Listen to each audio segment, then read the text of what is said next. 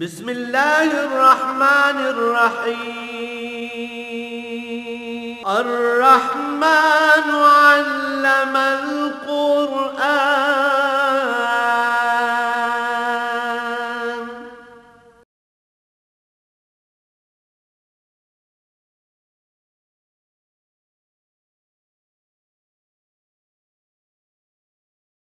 الحمد للہ رب العالمین والصلاة والسلام علی حبیبہ محمد وآلہ وصحبہ اجمعین۔ اعوذ باللہ من الشیطان الرجیم، بسم اللہ الرحمن الرحیم۔ من الذین ہادوا یحرفون الکلم عن مواضعہ ویقولون سمعنا وعصینا واسمع غیر مسمع وراعنا لیا بألسنتہم وطعنا فی الدین ولو انہم قالوا سمعنا واطعنا واسمع وانظرنا لکان خیرا لہم واقوم ولکن لعنہم اللہ بکفرہم فلا یؤمنون الا قلیلا۔ یا ایھا الذین اوتوا الکتاب آمنوا بما نزلنا مصدقا لما معکم من قبل ان نطمس وجوہا فتردها على ادبارها او نلعنهم كما لعنا اصحاب السبت وكان امر الله مفعولا۔ اللهم سبحانك لا علم لنا الا ما علمتنا انك انت العليم الحكيم۔ مولاي صل وسلم دائما ابدا على حبيبك خير الخلق كلهم۔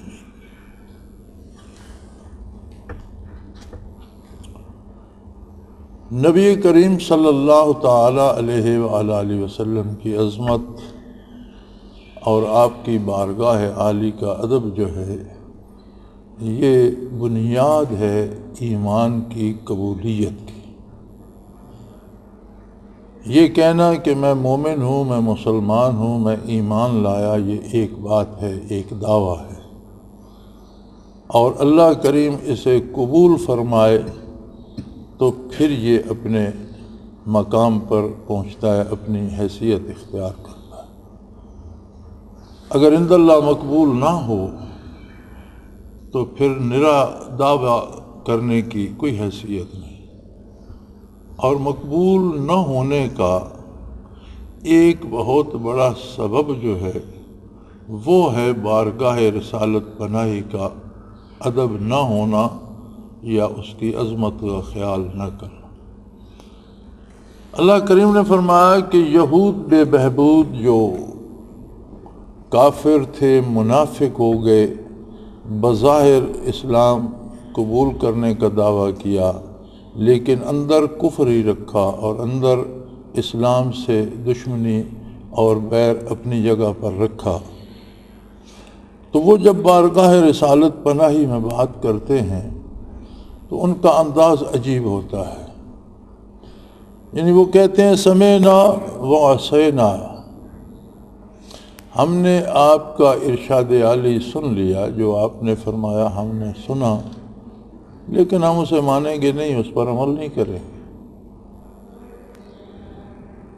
یہ وہ اعلانیہ نہ کہتے ہوں گے لیکن ان کا کردار اس کی گواہی دیتا ہوگا کہ وہ زبانی کہتے ہیں کہ ہم نے جو آپ نے فرمایا ہم نے سن لیا، لیکن اس پر عمل نہیں کرتے تھے۔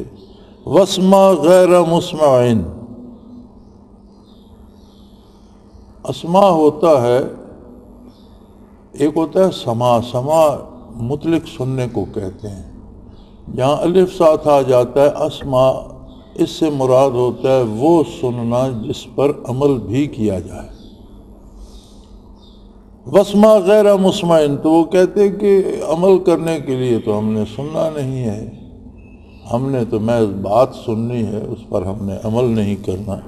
وراعنا لیا بألسنتہم، اور رائنا ایک لفظ ہے جسے وہ زبان کو مروڑ کر راغینا کر کے کہتے تھے۔ رائنا سے مراد ہے کہ ہمارے ساتھ رعایت کی جائے،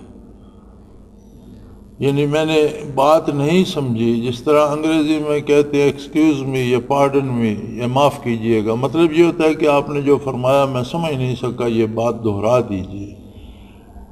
وہ جو انگریزی میں کہتے ہیں ایکسکیوز می یا پارڈن می، مراد ہوتا ہے کہ میں بات سمجھ نہیں سکا، دہرا دیجئے، اس کا عربی ترجمہ ہے رائنا، کہ ہمارے ساتھ رعایت فرمائیے اور بات دوبارہ دہرا دیجئے۔ اس میں یہود یہ کرتے کہ وہ یہ کو دبا کر کہتے رائنا، رائی سے مراد ہوتا ہے چرواہا، اور وہ نبی کریم صلی اللہ علیہ وآلہ وسلم پہ عمدن طنز کرتے کہ یہ تو بکریوں کے چرواہے تھے، آج یہ نبوت کا دعویٰ کیے بیٹھے ہیں اور بہت بڑے سربراہ بنے بیٹھے ہیں ریاست کے، تو مراد ان کی طعن کرنا ہوتا تھا۔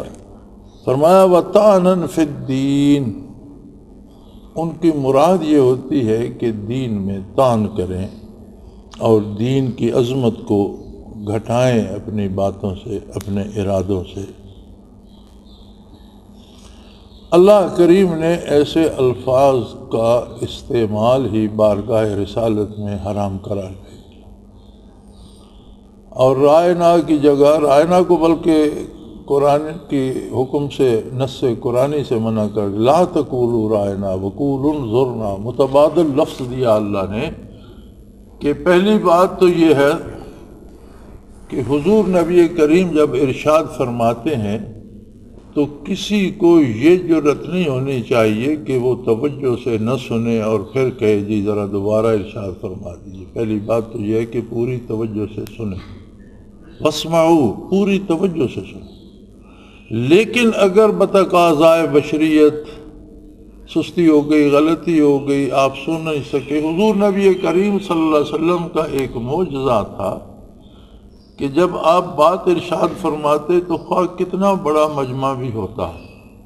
اب حجۃ الوداع میں مختلف روایات ہیں، لیکن کم از کم اس پہ سارے متفق ہیں کہ 1.25 لاکھ یا 1,20,000 صحابہ کرام اس میں شریک تھے۔ اب 1.25 لاکھ یا 1 لاکھ یا 1.5 لاکھ کا مجمع ہو تو بہت بڑا مجمع ہوتا ہے، لیکن حضور صلی اللہ علیہ وسلم کا معجزہ یہ تھا کہ آپ بات نرم اور دھیمے لہجے میں ارشاد فرماتے، اور جو بندہ آپ کے ساتھ کھڑا ہوتا تھا جتنی آواز اسے سنائی دیتی تھی، جو سب سے اخیر میں ہوتا تھا اتنی آواز اسے بھی سنائی دیتی۔ یہ آپ کا معجزہ تھا صلی اللہ علیہ وسلم کہ جب حضور ارشاد فرماتے آپ کا لہجہ دھیما، آواز خوبصورت، انداز پیار بھرا ہوتا تھا، اور جو آپ کے پاس کھڑا ہوتا تھا جتنی آواز اسے سنائی دے رہی ہوتی تھی، جو سب سے آخر میں کھڑا ہوتا تھا اسے بھی اتنی سنائی دیتی۔ تو پھر یہ ضرورت کیوں پیش آئے کہ کہا جائے جی دوبارہ ارشاد فرمائیے یا میں سن نہیں سکا؟ واسمعوا، پوری توجہ سے سنو۔ لیکن اگر ضرورت پیش آ جائے تو پھر یہ رائنا مت کہو، کیونکہ ایک ایسا لفظ ہے جس میں توہین کا پہلو نکلتا ہے، لہذا انظرنا کہا جائے کہ جی ہماری طرف نظر کرم فرمائیے، اس میں توہین کا کوئی پہلو نہیں نکلتا۔ تو اس سے علماء نے یہ ثابت کیا ہے کہ کوئی ایسا ذو معنی لفظ استعمال کرنا حضور صلی اللہ علیہ وسلم کی بارگاہ میں جس کے 2 یا 3 یا 10 معنی نکلتے ہیں، اور اس میں کوئی معنی ایسا بھی ہے جس میں توہین کا پہلو نکلتا ہے، تو ایسا لفظ استعمال کرنے والے بندے کا ایمان سلب ہو جائے۔ یعنی بارگاہ رسالت میں گستاخی یہ صرف بے ادبی یا گناہ نہیں ہے، بلکہ اس پہ سزا یہ ہے کہ انتابت اعمالکم، جو جتنی نیکیاں تم کر چکے ہو، تم بڑے پارسا بھی ہو، بڑی عبادتیں کر چکے ہو، جہاد کر چکے ہو، تبلیغ کر چکے ہو، لیکن اگر بارگاہ رسالت پناہی میں غیر ارادی طور پر بھی گستاخی ہو گئی، اب اس بندے کا ارادہ گستاخی کرنے کا نہیں ہے، لیکن لفظ اس نے وہ استعمال کیا جس میں ایک پہلو گستاخی کا بھی ہے، تو فرمایا ساری نیکیاں ضائع ہو جائے گی، ایمان سلب ہو جائے گا، اور بندہ بارگاہ الوہیت سے رد ہو جائے گا۔ اسی لیے حضرت رحمۃ اللہ تعالیٰ علیہ فرمایا کرتے تھے کہ یہ جو لوگ حضور صلی اللہ علیہ وسلم کی ذات والا صفات کو موضوع بنا کر مناظرے کرتے ہیں کہ یہ علم حضور کو تھا، یہ نہیں تھا، وہ نہیں تھا، آپ کی ذات میں یہ کمالات تھے، یہ نہیں تھے، یہ اتنے خطرناک ہیں کہ ان میں اعمال اور ایمان کے سلب ہونے کا ڈر ہے۔ موازنہ کیا جاتا ہے، تولا جاتا ہے چیزوں کو، جو تولنے والا آلہ ہے اس کی حد سے کم ہوتی ہیں۔ ایک مشین ہے آپ کی، وہ 100 کلو وزن تول سکتی ہے، اس پر آپ 200 کیسے تولیں گے؟ 100 سے جو کم ہوگا اسے تولیں گے۔ اسی طرح جب انسانی ذوات کا موازنہ کیا جاتا ہے تو ان لوگوں کو کرنا چاہیے جو اس ذات سے درجے میں یا مقام میں بلند ہوں۔ اپنے سے کم درجے کے لوگوں کا موازنہ تو کیا جا سکتا ہے، یہ غلط رواج ہے کہ اپنے سے اوپر والوں کا موازنہ کیا جائے۔ اور آج کل تو یہ رواج عام ہو گیا ہے، جس بندے کو کوئی چوکیدار بھی بھرتی نہیں کرتا، وہ تنقید کرتا ہے تو سربراہ مملکت پہ کرتا ہے، وزیر پہ کرتا ہے۔ لیکن یہ تو ایک غیر مناسب طریقہ ہے، اس میں اعمال یا ایمان کے سلب ہونے کا ڈر تو نہیں۔ بارگاہ نبوت اتنی نازک اور اتنی حساس شے ہے کہ وہاں نادانی میں غیر شعوری طور پر بھی گستاخی ہو گئی تو سارے اعمال بھی سلب ہو جائیں گے، ایمان بھی سلب ہو جائے گا، اور جس طرح بارگاہ الوہیت سے شیطان مردود ہوا تھا، بندہ اس فہرست میں اور اس حال میں چلا جائے۔ لہذا بھول کر بھی بڑا سادہ سا ایمان ہے اسلام کا، لا الہ الا اللہ، اللہ واحد ہے، لا شریک ہے، اس کی ذات میں، اس کی صفات میں کوئی شریک نہیں، اور وہ اکیلا عبادت کا مستحق ہے۔ محمد الرسول اللہ صلی اللہ علیہ وآلہ وسلم، حضرت محمد صلی اللہ علیہ وآلہ وسلم اس کے رسول ہیں، اور آپ امام الانبیاء ہیں، ختم المرسلین ہیں، تمام نبیوں کے بھی آپ نبی ہیں، اور بعد از خدا بزرگ توئی قصہ مختصر، خوبصورت مصرع کسی نے کہا ہے کہ اللہ کریم بے مثل بے مثال ہے، اس کے بعد افضل ترین ہستی آقا نامدار صلی اللہ علیہ وآلہ وسلم کی، اور بات ختم۔ ہمارے پاس کوئی پیمانہ نہیں کہ ہم یہ کہیں کہ یہ کمال حضور میں اور یہ نہیں ہے۔ یہ کہنا کہ یہ کمال آپ میں نہیں ہے، یہ گستاخی ہے۔ اگر واقعی وہ کام کمال ہے تو یہ کہنا کہ یہ حضور میں نہیں ہے، یہ بے ادبی اور گستاخی ہے، اور بے ادبی اور گستاخی تمام گزشتہ اعمال کو بھی ضائع کرا دیتی ہے، ایمان تک سلب ہو جاتا ہے۔ تو فرمایا یہ تو یہودیوں کا طریقہ تھا۔ یہودیوں میں کچھ لوگ ایسے تھے جنہیں عمداً ان کے علماء نے کہا کہ تم بظاہر مسلمان ہو جاؤ، صبح کے وقت اسلام قبول کرو، وَاغْفِرُوا آخِرَهُ، اور دن کے آخر میں انکار کر دو، تو تمہارے قبول کر کے انکار کرنے سے کچھ مسلمانوں کو بھی دھچکا لگے گا، کچھ لوگ جو نو مسلم ہیں انہیں شبہات پیدا ہوں گے کہ انہوں نے اسلام کیوں چھوڑ دیا، کوئی بہتان لگا کر چھوڑ دو۔ کچھ ایسے تھے جو بارگاہ رسالت میں بظاہر تو بڑے ادب سے گزارش کرتے، لیکن الفاظ ایسے ذو معنی استعمال کرتے جن سے توہین کا پہلو بھی نکلتا تھا۔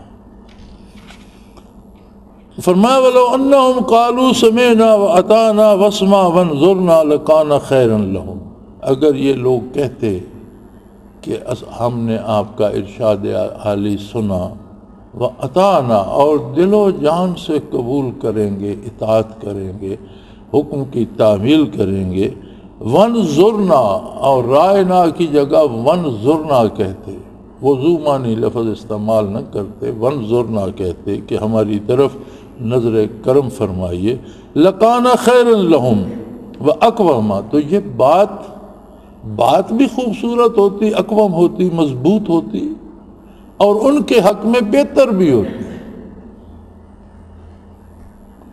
وَلَٰكِن لَعَنَهُمُ اللَّهُ بِكُفْرِهِمْ، لیکن انہوں نے جو رویہ اختیار کیا وہ کفر تھا، اور اللہ نے ان کے کفر کی وجہ سے ان پر لعنت کر دی، یعنی بارگاہ الہی سے راندے گئے، مردود ہو گئے، ملعون ہو گئے، فلا یؤمنون الا قلیلا، اور انہیں ایمان نصیب نہیں ہوگا۔ ہاں یہودیوں میں سے بھی بہت تھوڑے لوگ جو مخلص ہیں، جو اس طرح کی گستاخی کے مرتکب نہیں ہوتے اور جو واقعی عظمت رسالت کے قائل ہیں، انہیں ایمان نصیب ہوگا، لیکن وہ بہت تھوڑے لوگ ہیں۔ اور تاریخ گواہ ہے کہ بہت اچھے اکابر صحابہ یہود میں سے بھی آئے، لیکن بہت تھوڑے لوگ، اکثریت کفر پہ ہی رہی۔ یا ایھا الذین اوتوا الکتاب آمنوا بما نزلنا مصدقا لما معاکم، پھر اللہ کریم نے حکم دیا کہ تم وہ لوگ ہو جن کی طرف پہلے نبی مبعوث ہوئے، صاحب کتاب نبی تھے، اور تم اہل کتاب کہلاتے ہو۔ تم نے اگر اپنی کتابوں میں تحریف کر دی، خود غرضی میں مبتلا ہو کر اللہ کے احکام بدل دیے، دین کا حلیہ بگاڑ دیا، تو اب تمہارے پاس بہت اچھا موقع ہے تلافی مافات کا۔ جو جرائم کر چکے ہو ان کی تلافی کرنے کا بھی اب موقع ہے۔ اب اس نبی کا دامن تھام لو، اور جو کچھ ہم نے نازل فرمایا ہے اس پر ایمان لے آؤ۔ جو کچھ قرآن میں نازل ہوا ہے وہ انہی عقائد کی تصدیق کرتا ہے، مصدقا لما معاکم، جو تمہاری کتابوں میں نازل ہوئے تھے انہی کی تصدیق کرتا ہے۔ چونکہ ساری کتابوں میں عقیدے میں کوئی تبدیلی نہیں ہے۔ عقیدے میں، چونکہ عقیدہ خبر سے تعلق رکھتا ہے، اللہ واحد ہے، اور ہر نبی کے کلمے کا پہلا جز لا الہ الا اللہ ہے۔ اسی طرح ہر کتاب میں توحید باری کا تذکرہ ہے، ملائکہ کے وجود کا تذکرہ ہے، آخرت کا تذکرہ ہے، یوم حشر کا تذکرہ ہے، جنت و دوزخ، عذاب و ثواب کا تذکرہ ہے، اور دوسرا حصہ ہوتا ہے احکام کا، اوامر و نواہی۔ اوامر و نواہی خبر نہیں ہوتے، وہ حکم ہوتے ہیں۔ حکم میں وقت کے اعتبار سے تبدیلی ہو سکتی ہے، کسی امت پہ کسی انداز سے کوئی چیز حلال تھی دوسری پر نہیں، کسی پر وہ ایک چیز حلال نہیں تھی دوسری پر ہے۔ یہ وقت کے مطابق احکام بدلتے رہتے ہیں، خبر نہیں بدلتی۔ تو فرمایا قرآن نے کوئی نیا عقیدہ پیش نہیں کیا، جو تمہارے پاس کتابیں نازل ہوئی ہیں ان میں بھی وہی بات ہے جس کی تصدیق کی ہے قرآن کریم نے، اور اس سے پہلے اسے قبول کر لو، کہیں ایسا نہ ہو من قبل ان نطمس وجوہا، کہیں ایسا نہ ہو کہ ہم تمہارے چہروں کو مسخ کر ڈالیں، تمہاری شکلیں مکروہ ہو جائے اور تمہارے دل میں اتنی سیاہی بھر دی جائے کہ جو تمہارے چہروں پہ بھی آ جائے اور تمہارے حلیے بگڑ جائیں۔ فَنَرُدَّهَا عَلَىٰ أَدْبَارِهَا، اور ہم تمہیں الٹا کر دیں، یعنی تمہارے کردار کی وجہ سے، تمہارے گناہوں کی وجہ سے نیکی کی توفیق سلب ہو جائے اور الٹے کاموں کی طرف، برائی کی طرف لگ جاؤ، یعنی تمہاری پیٹھ کی طرف تمہارا منہ کر دیں۔ یہ محاورہ تب بولا جاتا ہے جب کسی کو سیدھے راستے سے ہٹا کر غلط راستے پہ کسی نے جانا ہو۔ تو فرمایا اللہ کا یہ عذاب ہے کہ ایک تو چہرے مسخ ہو جاتے ہیں، حلیے مسخ ہو جاتے ہیں، اندر کی نحوست چہروں پہ آ جاتی ہے، اور دوسرا کردار مسخ ہو جاتا ہے، برائی برائی نہیں لگتی، بندہ اس میں دھنستا چلا جاتا ہے۔ اور نَلَنَهُمْ كَمَا لَعَنَّا أَصْحَابَ السَّبْتِ، یا تم پر ایسی لعنت بھیج دی جائے جیسی تمہاری ان لوگوں پر، یہود کے ان قبیلوں پر بھیجی گئی جنہیں اصحاب سبت یا ہفتہ کے روز والے کہتے ہیں، جن کے مسخ کر کے بندر اور خنزیر بنا دیا گیا تھا اور وہ تڑپ تڑپ کر ہلاک ہو گئے تھے۔ وَكَانَ أَمْرُ اللَّهِ مَفْعُولًا، یہ یاد رکھو اللہ کی بارگاہ سے جو حکم ہو جاتا ہے، جو فیصلہ ہو جاتا ہے، وہ پورا ہو کر رہتا ہے، پھر اسے کوئی طاقت روک نہیں سکتی۔ تو اس سے پہلے کہ تمہاری بربادی کا فیصلہ صادر ہو جائے، اس سے پہلے کہ تم پر اللہ کی بارگاہ سے رحمت روک لی جائے، لعنت کا معنی ہوتا ہے رحمت سے محرومی، اس سے پہلے کہ تم پر سے رحمت کے دروازے بند کر دیے جائیں، تمہارے چہرے مسخ کر دیے جائیں اور خوب سے باطن تمہارے چہروں سے عیاں ہو جائے اور تم مسلسل برائی میں لگ جاؤ اور تمہیں کوئی احساس نہ رہے کہ ہم کس دلدل میں دھستے جائیں، یہ ساری کیفیتیں عذاب الہی کی ہیں جو درجہ بدرجہ آتی ہیں۔ لیکن ان کا شعور تب بھی نصیب ہوتا ہے کہ جب کوئی اللہ و اللہ کے رسول صلی اللہ علیہ وسلم سے وابستہ ہو۔ اگر اس بارگاہ سے کٹ جائے تو شعور اور ضمیر جسے کہتے ہیں وہ بھی مردہ ہو جاتا ہے، برائی برائی نہیں لگتی، اس کی کڑواہٹ، اس کی نحوست محسوس نہیں ہوتی، ارد گرد کے لوگ دوسرے محسوس کر رہے ہوتے ہیں لیکن جو خود اس میں مبتلا ہوتا ہے اسے خبر نہیں ہوتی۔ یہ بھی عذاب کی ایک صورت ہے کہ برائی کا احساس مٹ جائے، اور یہ بھی اللہ کا بڑا انعام ہے کہ بندے سے غلطی ہو جائے تو اسے احساس ہو کہ میں نے غلط کیا ہے۔ یہ احساس ہی توبہ ہے جو آئندہ برائی سے روک دے اور نیکی پہ گامزن کر دے۔ ان اللہ لا یغفر ان یشرک بہ ویغفر ما دون ذلک لمن یشاء ومن یشرک باللہ فقد افتری اثما عظیما۔ اللہ کی ذات اور اس کی صفات میں کسی طرح سے، کسی انداز سے کسی کو شریک مانا جائے اور اس عقیدے پہ بندے کی موت ہو جائے تو اس کی بخشش کا کوئی راستہ نہیں۔ فیصلے روز حشر کو سنائے جائیں گے اور قیامت کے روز پتہ چلے گا کہ کون بخشا گیا، کون پکڑا گیا، کون جہنم میں گیا، کس کو جنت نصیب ہوئی۔ ومن زحزح عن النار ودخل الجنت فقد فاز، فرمایا میں حشر کے روز جو جہنم سے بچ گیا اور جنت میں داخل ہو گیا، فقد فاز، وہ کامیاب ہو گیا، اپنی منزل پر پہنچ گیا۔ لیکن یہ تو اس روز پتہ چلے گا۔ اگر ذات و صفات باری میں کسی نے شرک کیا اور اس مشرکانہ عقیدے پر اس کی موت ہو گئی تو اس کا فیصلہ قرآن میں نازل فرما دیا گیا کہ اس کی طرف سے نا امید ہو جاؤ کہ اس کی بخشش ہوگی۔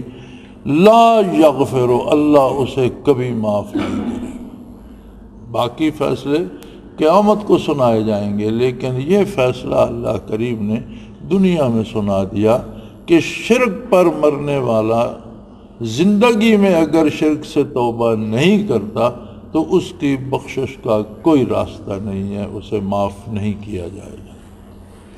وَيَغْفِرُ مَا دُونَ ذَلِكَ لِمَن يَشَاءُ، اور شرک کے علاوہ کتنے گناہ لے کر بھی دنیا سے مر گیا تو اللہ کی رحمت کو عاجز نہیں کر سکتا، جسے چاہے وہ بخش دے۔ وہ تو اس کا کرم ہے، اس کی اپنی مرضی ہے۔ ایک بڑا یہاں مزیدار سا سوال اٹھایا گیا، مفسرین کرام اور شارحین کرام نے اس پہ ایک بہت سوال اٹھایا کہ ایک آدمی نے جرم کیے، دوسروں کے حقوق مارے، ہر گناہ کسی دوسرے کی حق تلفی ہوتا ہے، اس میں یا اللہ کے حقوق بندہ ضائع کرتا ہے، اللہ کا حق ہے کہ اس پر ایمان لایا جائے، اس کی عبادت کی جائے، اس کی اطاعت کی جائے، اس میں کمی کرتا ہے تو حقوق اللہ ہے۔ رسول اللہ صلی اللہ علیہ وسلم کی خلوص دل سے اطاعت نہیں کرتا، آپ کے حقوق میں کوتاہی کرتا ہے۔ اس کے علاوہ حقوق العباد بھی تو ہیں، عامت الناس کے، عام لوگوں کے، کسی کا آٹا بیچ کر کھا گیا، کسی کے پیسے چرا لیے، کسی کی آبرو خراب کی، کسی کو قتل کر دیا۔ تو سوال یہ پیدا ہوتا ہے کہ اللہ کریم نے فرمایا کہ شرک کے علاوہ جتنے گناہ ہیں اللہ چاہے تو سارے معاف کر دے، تو گناہ گار کو تو اللہ نے معاف کر دیا، تو جن کے حق اس نے مارے تھے اور کھائے تھے وہ بیچارے کہاں گئے، ان کو کیا انصاف ملا؟ تو یہاں احادیث مبارکہ سے یہ پیش کیا جاتا ہے جواب کہ حضور صلی اللہ علیہ وسلم نے فرمایا کہ اللہ کریم اگر کسی کو معاف کر دے گا اپنی رحمت سے تو جن لوگوں کے حقوق اس پر ہوں گے انہیں ان حقوق کے بدلے اتنا انعام دے گا، اتنی عطا کرے گا، ان کے گناہ معاف فرمائے گا، سزائیں معاف فرمائے گا، اپنی طرف سے انہیں بلند درجات دے گا، حتیٰ کہ وہ کہہ اٹھیں گے کہ یا اللہ ہم راضی ہیں، اب جو تیری مرضی تو اسے معاف کر دے، ہم راضی ہیں، ہمیں تو نے اتنا دے دیا جتنا اس کے بدلے میں ہمیں نہیں ملنا۔ تو اس کی بارگاہ میں اندھیر نہیں ہے، انصاف ہے۔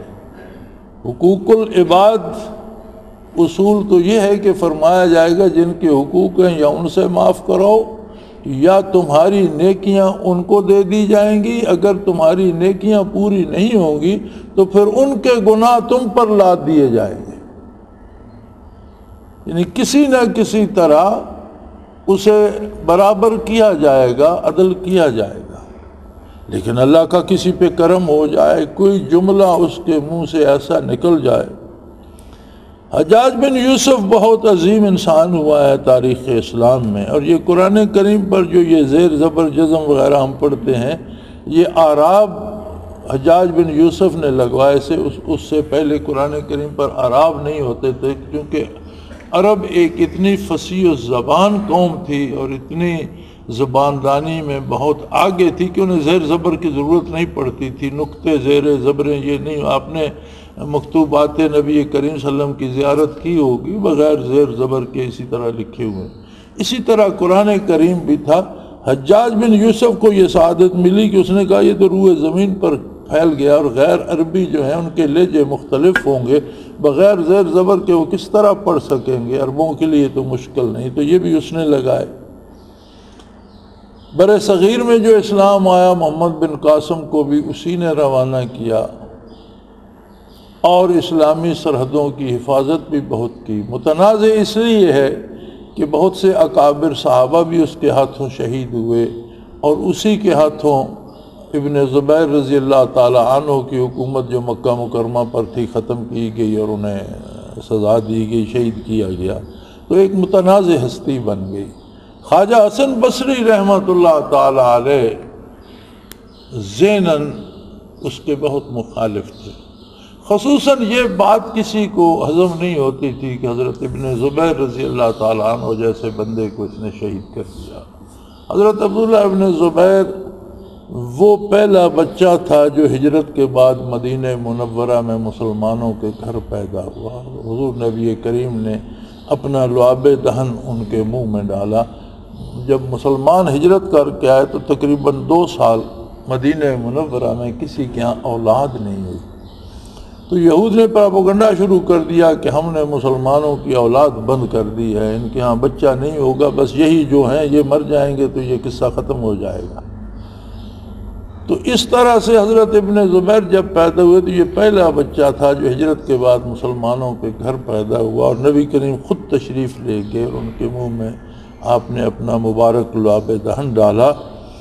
تو ان کی علمی حیثیت بھی مسلمہ تھی، اور جس منہ میں حضور کا لعاب دہن پہلی غذا بنا ہو اس میں کیا کمال نہیں ہوگا۔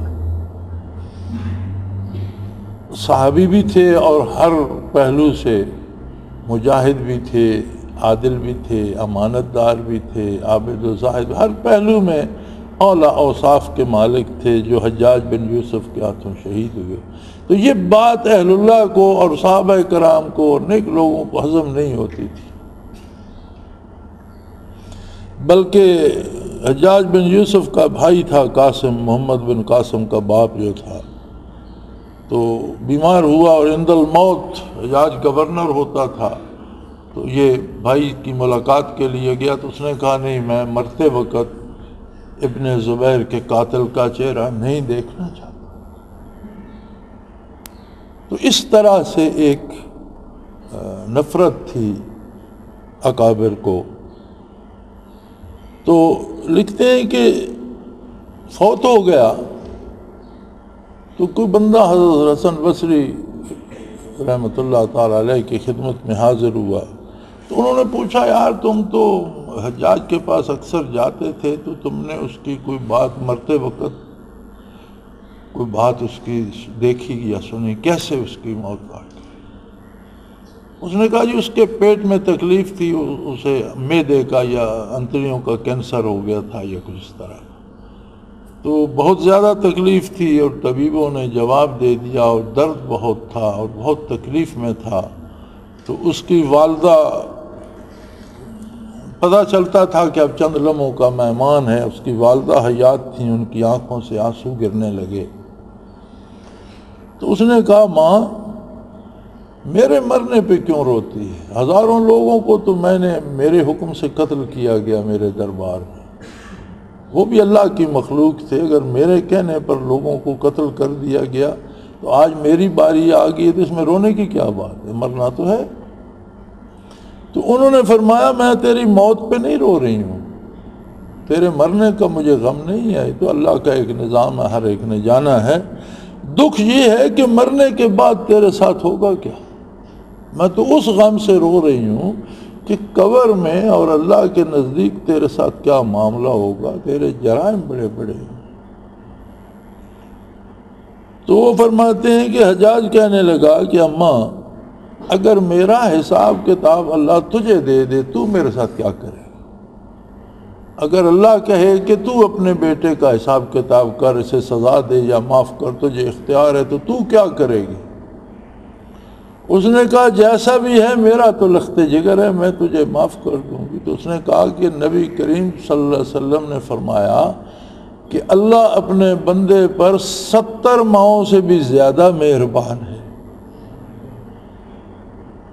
اگر تو مجھے معاف کرنے کا حوصلہ رکھتی ہے تو اس کی بارگاہ سے مجھے کیوں نا امید کرتی ہے، وہ مجھے معاف کر دے گا۔ اور اس کے بعد اس کی موت ہو گئی۔ تو حضرت حسن بصری رحمۃ اللہ علیہ نے سن کر فرمایا کہ بڑا بدمعاش تھا، یہ وہاں بھی بچ جائے گا، حالانکہ اس کے بڑے خلاف تھے، لیکن یہ اللہ پر یہ امید اور یہ امید کرم سن کر کہنے لگے یہ بدمعاش تو وہاں بھی بچ جائے گا۔ تو اس کی رحمت بہت وسیع ہے، اس کی بخشش بہت وسیع ہے، ہم اس کا اندازہ نہیں کر سکتے۔ ہاں کوئی اس کے ساتھ اپنا ایمان درست کر لے اور اس کے نبی کے دامن سے وابستہ ہو جائے تو وَيَغْفِرُ مَا دُونَ ذَلِكَ لِمَن يَشَاءُ، تو کوئی گناہ اس کی رحمت کو عاجز نہیں کر سکتا، یہ اس کی پسند پہ ہے، جسے چاہے معاف کر دے۔ وَمَن يُشْرِكْ بِاللَّهِ فَقَدِ افْتَرَىٰ اسْمًا عَظِيمًا، لیکن جس نے اس کی ذات یا اس کی صفات میں کسی طرح کا شرک کیا، یہ ایسا گناہ نہیں ہے کہ یہ معاف کر دیا جائے۔ اللہ کریم نے فیصلہ کر دیا کہ شرک کو معاف نہیں کیا جائے گا، بشرطے کہ کوئی مشرک، کوئی کافر موت سے پہلے، موت آنے سے پہلے توبہ کر لے، ایمان لے آئے، بغیر توبہ کے مر گیا تو وہ معاف نہیں کیا جائے گا۔ الم تر الی الذین یزکون انفسہم، فرمایا اے مخاطب تو نے ان لوگوں کو نہیں دیکھا جو اپنے آپ کو بڑا نیک اور پارسا ظاہر کرتے ہیں؟ بظاہر تو یہ ارشاد یہود اور نصارہ کے علماء کے طبقے کی طرف ہے، ان کے ریبی یا ان کے پادری، یہ اپنی بڑی پاک بازی کا شور کرتے ہیں اور بڑے عجیب عجیب لباس خاص خاص انہوں نے پہنے ہوتے ہیں، اور ایک کمر بند باندھا ہوا ہے اور ایک چگا پہنا ہوا ہے اور ٹوپی پہ بڑا ایک پارسائی کا لباس اور حلیہ بھی انہوں نے بنا رکھا ہوتا ہے، اور اپنے آپ کو بڑا پارسا اور نیک ظاہر کرتے ہیں۔ الم تر الی الذین یزکون انفسہم، اپنی پاکیزگی میں گرفتار ہیں، اپنے بلند مرتبہ ہونے کا دعویٰ ہے انہیں، اور خود کو عام لوگوں سے الگ اور بڑا پارسا اور بڑا خدا رسیدہ ظاہر کرتے ہیں، مختلف حلیے بنا کر، مختلف لباس پہن کر، مختلف طرح کی چیزیں کر کے، مختلف طرح کے کام کر کے بڑے پاک باز بنتے ہیں۔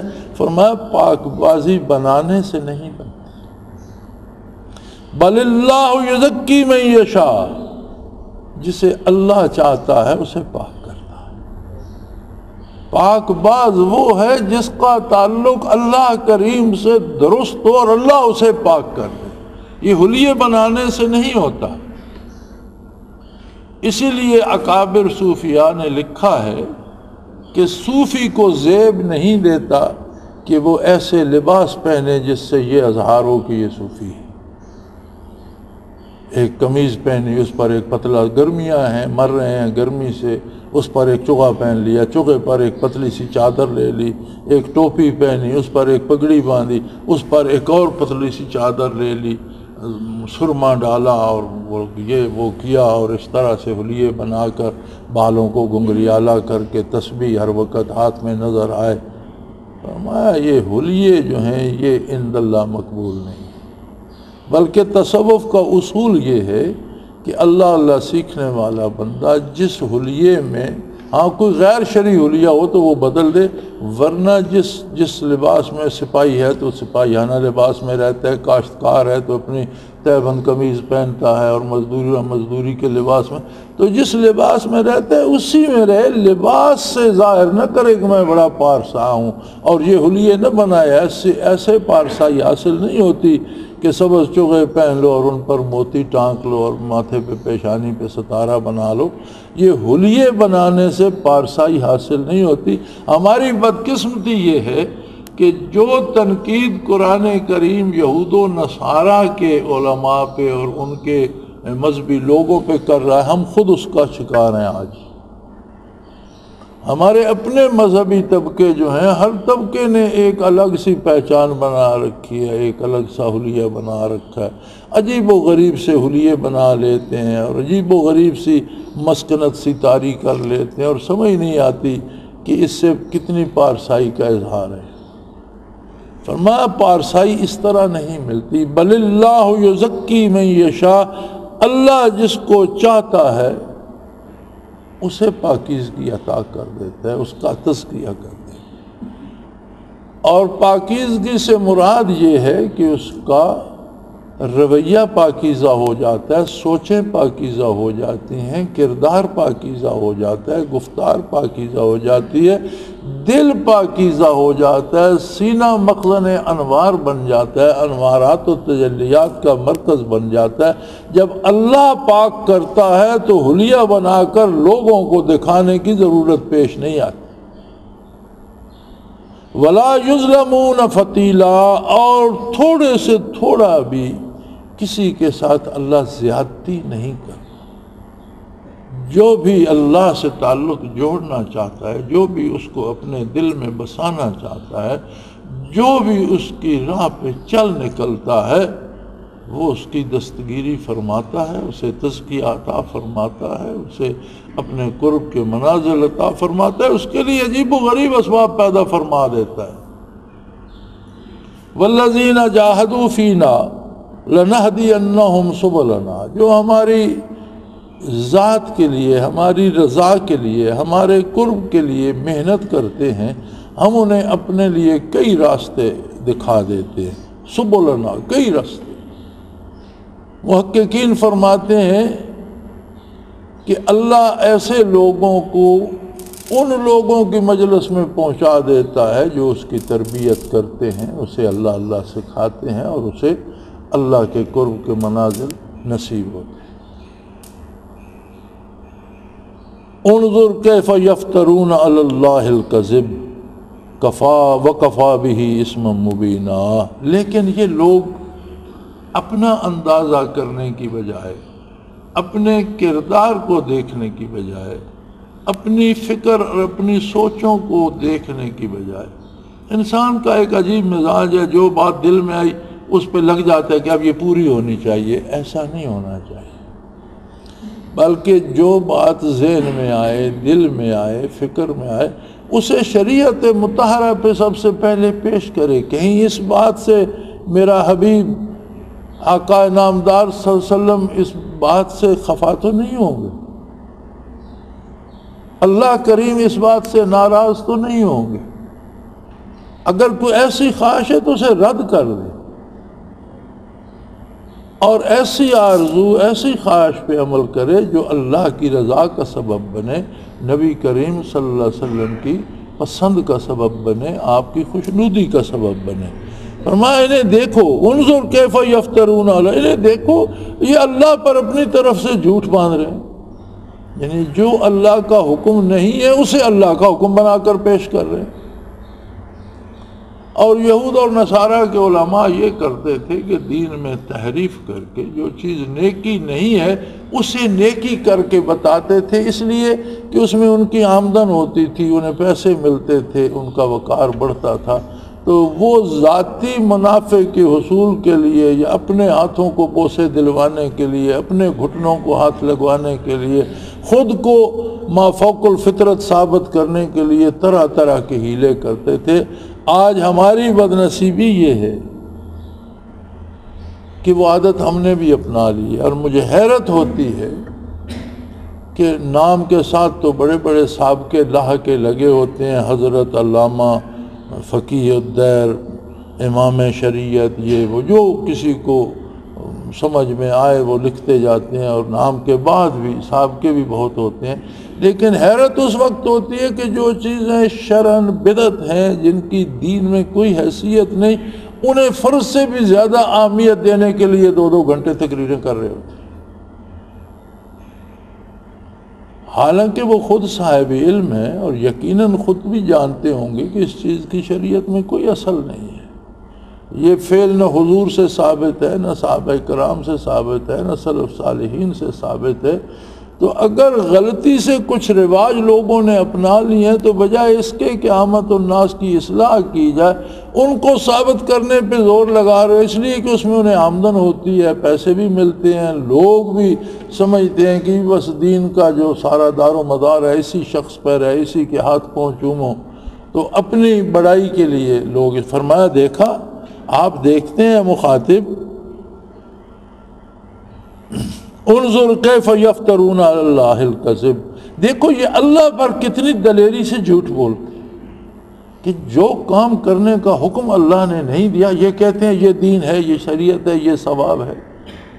تو یہ تو اللہ کی عظمت اور اس کو زیب دیتا ہے کہ وہ حکم دے اور پتہ چلے یہ دین ہے۔ اللہ کے رسول کا کام ہے کہ وہ بتائے یہ دین ہے۔ میں اور آپ کون ہوتے ہیں کہ اپنی طرف سے ایک بات کاٹ لیں اور اسے دین بنا کر پیش کریں؟ وَقَفَا بِهِ اسْمًا مُبِينًا، فرمایا ان کے لیے یہی جرم کافی ہے، یہ انہیں لے ڈوبے دنیا و آخرت میں، ان کی رسوائی کے لیے اور اللہ کی رحمت کے سے محرومی کے لیے یہ ایک جرم ہی کافی ہے کہ جو حکم اللہ نے نہیں دیا، جس بات کو اللہ کے نبی نے دین نہیں کہا، یہ اسے دین ثابت کرنے پہ تلے ہوئے ہیں۔ تو ان کی تباہی کے لیے تو یہ ایک جرم ہی کافی ہے۔ أَلَمْ تَرَ إِلَى الَّذِينَ أُوتُوا نَصِيبًا مِنَ الْكِتَابِ يُؤْمِنُونَ بِالْجِبْتِ وَالطَّاغُوتِ وَيَقُولُونَ لِلَّذِينَ كَفَرُوا هَؤُلَاءِ أَهْدَىٰ مِنَ الَّذِينَ آمَنُوا سَبِيلًا، فرمایا ان کا کردار دیکھو کہ یہود و نصارہ کے علماء کو کچھ تھوڑا بہت علم کتاب الہی کا مل گیا، چونکہ انہوں نے کتابوں میں تحریف کر دی، کتابیں بدل دیں، کچھ حصہ وہ رہ گیا جو اللہ کی طرف سے نازل کرتا تھا، بیشتر وہ ہو گیا جو انہوں نے خود بنا لیا۔ اس لیے فرمایا کہ ساری کتاب تو ان تک پہنچی نہیں، انہوں نے خود اس کا حلیہ بگاڑ دیا، جو کچھ ان تک پہنچی اس پر بھی عمل نہیں کرتے، بلکہ یؤمنون بالجبت والطاغوت، بلکہ ان کا ایمان بتوں اور شیطانوں کے ساتھ، ان پر یقین رکھتے ہیں۔ یہ بھی بڑی عجیب بات ہے کہ اہل کتاب ہیں اور شیطانوں پہ کس طرح یقین رکھتے ہیں، بتوں پہ کس طرح یقین رکھتے ہیں۔ جس طرح آج ہم اپنے ارد گرد دیکھیں تو میرا تو واسطہ رہتا ہے لوگوں سے، اور روزانہ کی ڈاک بھی، ملاقات بھی، بے شمار لوگ آتے ہیں، ان میں سے اکثریت اس بات کی قائل ہوتی ہے کہ میری اولاد نہیں ہوتی، کسی نے بند کر دی، میرا کاروبار خراب ہو گیا، کسی نے جادو کر دیا، میرے بیٹے کو ملازمت نہیں ملتی، میری بیٹی کی شادی نہیں ہوئی، مجھے کسی نے بتایا کسی نے اس کی شادی روک دی ہے، اس کی ملازمت روک دی ہے۔ اب جس بندے کا یہ عقیدہ ہے، بھلا بتاؤ کہ یہ عقیدہ اللہ کے ساتھ ہے یا شیطانوں پہ ایمان لایا بیٹھا ہے؟ یہ تو کوئی بھی نہیں کہتا دنیا میں کہ میں شیطان کو خدا مانتا ہوں۔ شیطان کو تو سارے شیطان ہی کہتے ہیں، سارے اس پہ لعنتی بھیجتے ہیں۔ اب یورپ میں ایک طبقہ بنا ہے، ایک فرقہ بنا ہے جو علی اعلان شیطان کی پوجا کرتا ہے، وہ کہتے ہیں ہم شیطان کے پجاری ہیں۔ اب ایک طبقہ ایسا بھی وجود میں آ گیا ہے مغرب میں جو اپنے آپ کو شیطان کا پجاری کہلواتا ہے۔ اب سے پہلے تو ایسا کوئی نہیں تھا، لیکن اب بھی اکثریت لوگوں کی شیطان پر تو لعنت ہی کرتی ہے، لیکن شیطانی امور پہ، جادوگروں کے کام پہ انہیں یقین ہے کہ یہ کسی نے جادو سے کر دیا۔ اب بھلا مجھے بتاؤ کہ ایک فرد جو ہے، ایک بندہ جو ہے، یہ جو ایک وجود ہے، یہ میرا ایک وجود جو ہے، اس میں کھربوں ڈی این اے ہے، چھوٹے چھوٹے چھوٹے چھوٹے ذرات ہیں، کھربوں۔ ان ذرات سے جڑ کر یہ بنا ہے، اور اس کے سیل ایسے ہیں، باڈی سیل، کہ وہ سیل بنتے رہتے ہیں، مرتے رہتے ہیں۔ عجیب بات یہ ہے کہ ہر وجود کے جو چھوٹے چھوٹے سیل ہیں وہ مسلسل بنتے بھی رہتے ہیں اور مرتے بھی رہتے ہیں۔ ہر سیل اپنا ڈپلیکیٹ پیدا کر کے مر جاتا ہے، پھر اگلا سیل اپنا ڈپلیکیٹ پیدا کر کے مر جاتا ہے۔ اور موجودہ سائنس کے نزدیک بھی کوئی وجود جس میں یہ گوشت پوست ہڈیاں جو میریاں ہیں، یہ 6 مہینے تک یہ اجزاء نہیں رہتے، یہ سارے بدل جاتے ہیں، نئے سیل پیدا ہو جاتے ہیں، پرانے مر جاتے ہیں۔ کچھ تو ہمارے سامنے ہیں، جیسے ہم بال کٹواتے ہیں نئے آ جاتے ہیں، ناخن اترواتے ہیں نئے آ جاتے ہیں۔ یہ چیزیں، بعض چیزیں تو ایسی ہیں جیسے ہم پاؤں سے، ہاتھ سے کام کرنے والا آدمی روز رگڑتا ہے، میل اتارتا ہے، کتنی کھال اتر جاتی ہے، پھر وہ اس طرح کی سخت کھال بن جاتی ہے۔ اس طرح سے نہا خانہ دل تک معدے، انتڑیاں، گوشت، ہڈیاں، ہر چیز کے سیل نئے پیدا ہوتے رہتے ہیں، پرانے مرتے رہتے ہیں، اور کوئی سیل 6 مہینے سے زیادہ زندگی نہیں رکھتا۔ پہلے سارے سیل، یعنی آج جو میں بیٹھا ہوں 6 مہینے پہلے میرے وجود میں جو سیل تھے وہ آج نہیں ہے، ان میں سے کوئی بھی نہیں۔ اب یہ اتنا نازک کام ہے اور اتنا حساس ہے اور اتنا ایک دوسرے سے جڑا ہوا ہے کہ کوئی دوسرا مداخلت کر کے اگر ایک سیل کو روک دے کہ وہ اپنا ڈپلیکیٹ پیدا نہ کرے تو بندے کا تو وجود آدھا ہو جائے گا۔ اگر آنکھ کے سیل کو روک دے تو کل تو آنکھ میں اس کے ڈھیلا ہی نہیں ہوگا۔ اور یہ جو بڑھاپا آتا ہے نا، یہ اسی وجہ سے آتا ہے کہ ان قوا میں کمزوری آ جاتی ہے، اور وہ سیل اپنا جو ڈپلیکیٹ بناتے ہیں وہ اپنے جیسا نہیں بنا سکتے، پہلے سیل سے کمزور ہوتا ہے۔ لہذا جب کمزور سیل آنا شروع ہو جاتے ہیں تو بڑھاپا شروع ہو جاتا ہے، پھر نگاہ کمزور ہونا شروع ہو جاتی ہے، بال سفید ہونا شروع ہو جاتے ہیں، کمر دوری ہونے لگ جاتی ہے۔ اب اگر اس میں کسی بندے کی مداخلت بھی ہو تو انسانی زندگی تو تباہ ہو جائے۔ یہ صرف ایک اللہ ہے جو اس سارے کو کنٹرول کر رہا ہے، کوئی دوسرا اس میں مداخلت نہیں کر سکتا۔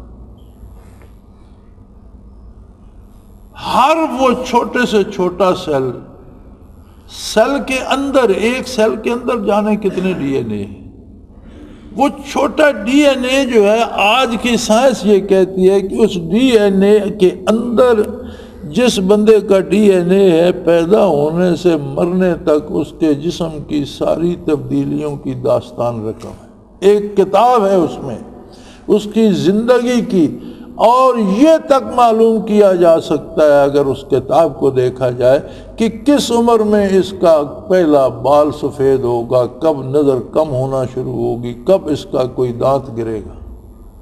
یہ ساری ڈیٹیل اس ایک ڈی این اے کے اندر یہ پوری کتاب موجود ہے۔ اب مجھے بتائیں کون ہے جو اس طے شدہ پروگرام کو روک دے، اور جتنی کروڑوں کتابیں جو لکھی ہوئی پورا طریقہ کار اس جسم کا اندر موجود ہے اسے کون روکے گا؟ اور اگر ہم یہ مان لیں کہ کوئی روک سکتا ہے تو کیا ہم نے اللہ کے ساتھ شرک کیا یا نہیں؟ یہی بات یہود و نصارہ میں تھی. فرمایا یؤمنون بالجبت والطاغوت، یہ کہتے ہیں یہ بت ایسے کر سکتا ہے، یہ طاغوت، یہ شیطان، یہ جادوگر ایسے کر سکتے. جیسے آج ہم بڑے آرام سے کہتے ہیں جادوگر نے میرے بیٹے کی شادی روک دی، جادوگر نے میرا کاروبار تباہ کر. کوئی یہ نہیں سوچتا کہ کاروبار کے اصول ہوتے ہیں، میں نے کہیں غلطی کی ہوگی. اب میں نے بڑے لوگوں کو دیکھا ہے، اللہ بادشاہ ہے، وہ سب کا کام چلا رہا ہے، لوگوں کو تجارت کرنا آتی نہیں، کیے جا رہے ہیں اور اللہ انہیں روزی دے رہا ہے. تجارت اور کاروبار کا اصول یہ ہے کہ منافع فروخت میں نہیں ہوتا. کوئی بھی چیز، کوئی بھی جنس جب آپ خریدتے ہیں تو منافع خرید میں ہوتا ہے. کہ ایک چیز مارکیٹ میں 10 روپے کی بک رہی ہے، آپ نے کہیں سے 9 کی خرید لی تو آپ نے 1 روپے منافع کما لیا، آپ کی مارکیٹ میں 10 کی بک جائے گی. خرید میں منافع ہے. آپ 11 کی خرید کے لائیں گے تو مارکیٹ میں تو 10 کی بکے گی. آپ کہیں گے کسی نے جادو کر دیا، میرا نقصان ہو گیا. کسی نے جادو نہیں کیا، آپ نے غلطی کی. یعنی اس طرح کی غلطیاں ہم سے سرزد ہوتی ہیں، اور بجائے اس کے کہ ہم اللہ سے دعا کریں کہ اللہ مجھے توفیق دے، میں ان غلطیوں سے بچوں، جو کام کر رہا ہوں اس کی سمجھ عطا کر اور مجھ پہ میری روزی فراخ کر، میں کمزور ہوں، میں تنگی برداشت نہیں کر سکتا. مجھے ایک دفعہ بخار ہوا اور وہ ہفتہ بھر اترنے کا نام نہیں لے رہا تھا. دوائیں بھی کھاتا رہا میں، لیکن وہ کم ہوتا تو 100 پر آ جاتا، پھر 104 پہ چلا جاتا، تو 6-7 دن اسی میں گزر گئے. بڑا تماشا یار، اب چھوڑ جائے گا، اب چھوڑ جائے گا، تو یہ تو چھوڑ نہیں رہا. تو میں نے حضرت رحمۃ اللہ علیہ کو خط لکھا اور اس میں نے لکھا جی ایک جو لاحہ تھا اور اس کا نام تھا ایوب، کمزور سا آدمی تھا بیچارہ، اور اسے بخار ہوا اور بخار بہت تیز ہوا اور بہت دن گزر گئے. تو اس نے دعا کی کہ یا اللہ میں نے نام تو ایوب رکھ لیا لیکن میں ایوب پیغمبر نہیں ہوں، میں ایوب جلاح ہوں. تو مجھ پر وہ امتحان نہ بھیج جو ایوب پیغمبر پر بھیجے تھے. میری اپنی حیثیت اور میری کمزوری کو مد نظر رکھ کے مجھ پہ رحم فرما. تو میں نے کہا حضرت معاملہ وہی بن گیا ہے، تو میں تو اس ایوب جلاح کی طرح کمزور آدمی، بخار چھوڑ نہیں. وہ حضرت رحمۃ اللہ بعد میں بھی بڑا ہنسا کرتے تھے اور بے شمار لوگوں کو یہ لطیفہ آپ نے سنا. اللہ کا شکر ہے بخار بھی چھوڑ گیا. تو بندے کو اللہ کریم کی طرف رجوع کرنا چاہیے کہ یا اللہ یہ نقصان جو ہوا ہے یقیناً میری جہالت سے، میری کوتاہی سے ہوا ہے، تو ارحم الراحمین ہے، مجھے اس کوتاہی سے بھی بچا، مجھے کام کرنے کا سلیقہ بھی سکھا اور میرے کام میں برکت بھی دے. ہم یہ نہیں کرتے. ہم خط لکھیں گے تو اس میں بھی یہی ہوگا کہ کسی نے جادو کر دیا. اب ایک خاتون ہے ایتھنز میں، پرسوں بھی بڑا لمبا اس کا خط تھا، میری بیٹی کی شادی نہیں ہوئی، کس نے اس کی شادی روک دی ہے، میرے بیٹوں کو نوکری نہیں ملتی، کسی نے اس کی. بھئی اب یہاں سے جادوگروں کا بھی ایک اصول ہے. یہ جادو والے جو ہیں یہ کہتے ہیں یار بندہ دریا ٹپ جائے نا ساڑھا جادو اثر نہیں کرنا. جادوگر یہ کہتے ہیں کہ اب ایک لاہور میں جادوگر ہے، دوسرا بندہ بھی لاہور میں، وہ اس پہ جادو کرنا چاہتا ہے، تو اگر وہ راوی کا پل کراس کر جائے تو کہتے ہیں یار جادو دریا نہیں ٹپتا. یہ آپ لوگ 7 سمندر پار بیٹھے ہیں، پھر یہاں سے جادو وہاں کیسے پہنچ گیا؟ یہ تو دعویٰ جادوگروں کا بھی نہیں. ایسی حماقتیں ہمارے. اور یہ کیوں ہوتا ہے؟ جب اللہ پر اعتماد کمزور. اب یہاں سے بچوں کو اٹھا کر اس کفر اور ظلمت کے اندھیرے میں لے گئے، بے حیائی کے اس میدان میں لے گئے. اب اگر بچے ان جیسے ہو گئے تو بچوں کو اس میں کیا قصور ہے؟ اب آپ یہ کہتے ہیں کہ ہم یہاں سے بچوں کو لے کر امریکہ ان کی پرورش کریں اور وہ سارے ولی اللہ ہو جائیں، کیسے؟ جو معاشرہ ہے، جو ماحول ہے وہ ان کو متاثر کرے گا. تو میرے بھائی یہ سارے اوہام مومن کو زیب نہیں دیتے. مومن کا ایمان اللہ کی عظمت پر، اس کی کارسازی پر یقین ہونا چاہیے، اور جہاں غلطی ہوتی ہے، کوتاہی ہوتی ہے، اللہ سے مدد مانگے، اللہ سے معافی مانگے، اپنا قصور تلاش کرے اور دوسری بات یہ ہے ان کی کہ یہ کہتے ہیں وَيَقُولُونَ لِلَّذِينَ كَفَرُوا هَؤُلَاءِ أَهْدَىٰ مِنَ الَّذِينَ آمَنُوا سَبِيلًا۔ مشرکین مکہ نے ایک دفعہ علماء یہود و نصارہ سے کہا کہ بھئی ہمارا جو دین ہے جس پہ ہم پہلے چل رہے تھے وہ بھی تم جانتے ہو، ہماری تمہاری مخالفت صحیح، تمہارا الگ صحیح، ہمارا الگ صحیح، لیکن مدت سے تم ہمیں اب یہ جو نیا دین پیش ہو گیا، نبی کریم صلی اللہ علیہ وسلم نے اسلام پیش کر دیا، اسے بھی تم سن رہے ہو، تو کیا یہ دین جو محمد رسول اللہ پیش کر رہے ہیں بہتر ہے یا ہمارا؟ تو کہنے لگے نہیں، تم بھی ہو تو غلط، لیکن تم اتنے غلط نہیں ہو جتنے یہ، ان سے تم بہتر ہو۔ وہی بات یہاں اللہ کریم نے دہرائی کہ ان کا کردار دیکھو، کافروں اور مشرکوں کو کہتے ہیں کہ تم مسلمانوں سے تو کم از کم بہتر ہو۔ اور یہی ہمارے ہاں اب اللہ ہمیں معاف کرے، جتنے بدعات میں گرفتار ہیں انہیں یہ کہا جاتا ہے کہ یہ جو سیدھا سیدھا دین پہ چلتے ہیں یہ تو وہابی ہیں، تم بڑے نفیس اور بہترین لوگ، تم بہت اچھے ہو، یہ تو گمراہ ہیں، یہ وہابی ہیں، یہ گستاخ۔ کمال ہے، حد ہوئی ہے۔ چوری کر کے کوئی وہابی نہیں ہوتا، بدکاری کر کے کوئی وہابی نہیں ہوتا، ڈاکے کرتا رہے اسے وہابی کوئی نہیں کہتا۔ دین اور شریعت سیدھی سیدھی بتاؤ، ایج پیج چھوڑ دو، وہابی ہو جاتا۔ وہ اب جنازہ پڑھنا ہو تو اس میں اتنی رسومات آ گئی ہیں کہ کئی لوگ کھڑے کھڑے گرنے لگتے ہیں اور وہ رسمیں پوری نہیں ہوتی۔ تو کہیں میرا جانا ہو تو میں تو اللہ اکبر کرتا ہوں، 4 تکبیریں کہہ کے سلام پھیرا، یہ جا وہ جا، کہتے ہیں وہابی ہے۔ یہ وہابی ہے چونکہ یہ شریعت کے مطابق سیدھا سیدھا کام کرتا ہے، اس لیے یہ وہابی ہے۔ کوئی چور چوری کر کے وہابی نہیں ہوتا، کوئی ڈاکو ڈاکہ کر کے وہابی نہیں ہوتا، کوئی قاتل قتل کر کے وہابی نہیں ہوتا، یہ دھماکے والوں کو کوئی وہابی نہیں کہتا۔ دین سیدھا سیدھا بتاؤ تو آپ وہابی ہو جاتے ہیں۔ یہ یہود اور نصارہ کے بے دین علماء کا شیوا تھا کہ دینداروں کو کہتے تھے کہ یہ جو بے دین ہیں، یہ جو تم مشرک کا ہو، تم ان سے تو تمہارا ہے تو تمہارا دین بھی غلط، لیکن ان سے بہتر ہے۔ اولئک الذین لعنہم اللہ، ایسے لوگوں پر، یہ وہ لوگ ہیں جن پر اللہ کی لعنت ہے۔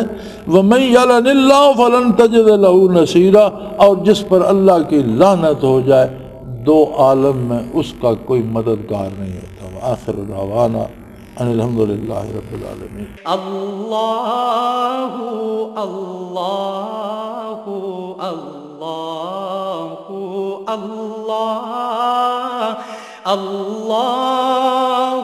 اللہ اللہ اللہ۔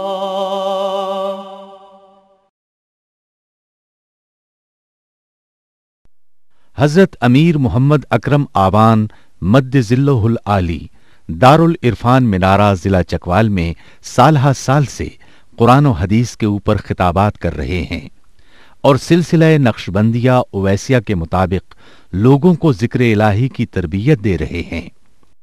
وہ قرآن پاک کی تفسیر ترتیب وار بیان کر رہے ہیں۔ تفسیر قرآن کو وہ موجودہ ملکی اور بین الاقوامی حالات کے مطابق بیان کرتے ہیں۔ موٹر وے سے کلر کہار کے انٹرچینج سے نکلتے ہوئے، کلر کہار کی جھیل سے ہوتے ہوئے، میانی، بوچھال اور نور پور سے گزرتے ہوئے دارالعرفان منارہ پہنچ سکتے ہیں۔